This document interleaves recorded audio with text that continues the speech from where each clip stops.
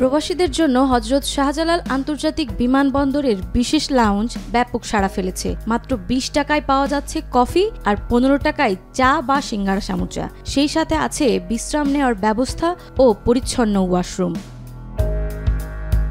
বিশ্বের নানা প্রান্তে বছরের পর বছর কষ্ট করে যারা দেশের জন্য রেমিটেন্স পাঠান, সেই রেমিটেন্স যোদ্ধাদের নিজ দেশের বিমানবন্দরেই ছিল না কোনো মর্যাদা। বিশেষ ব্যবস্থা তো দূরের কথা, দেশে ফিরে হয়রানি আর অপমান অপদস্থ হতে হতো অধিকাংশকেই। দিন বদলেছে বিমানবন্দরে প্রবাসীদের অবস্থান। 11 নভেম্বর যার উদ্বোধন করেন প্রধান উপদেষ্টা ডক্টর মোহাম্মদ ইউনূস।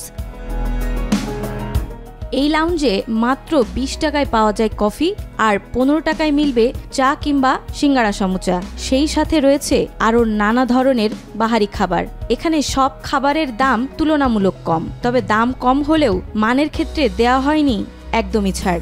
রাজধানীর ভালো মানের বেকারি থেকে আসে বিশেষ লাউঞ্জের খাবার। এখানকার খাবারের মান আরও ভালো করার পাশাপাশি প্রবাসীদের জন্য আরও নানান সুযোগ সুবিধা নিয়ে আসার কথা জানান হযরত শাহজালাল আন্তর্জাতিক বিমানবন্দরের বিশেষ লাউঞ্জ কর্তৃপক্ষ।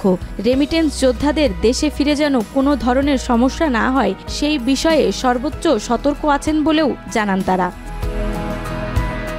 এদিকে প্রবাসীদের দাবি এই সুব্যবস্থা যেন আগামীতেও বহাল থাকে। এতে স্বস্তি ফিরবে প্রবাসীদের মাঝে, দেশের ভাবমূর্তি সমুজ্জ্বল হবে অন্য দেশ ও সে দেশের যাত্রীদের কাছে।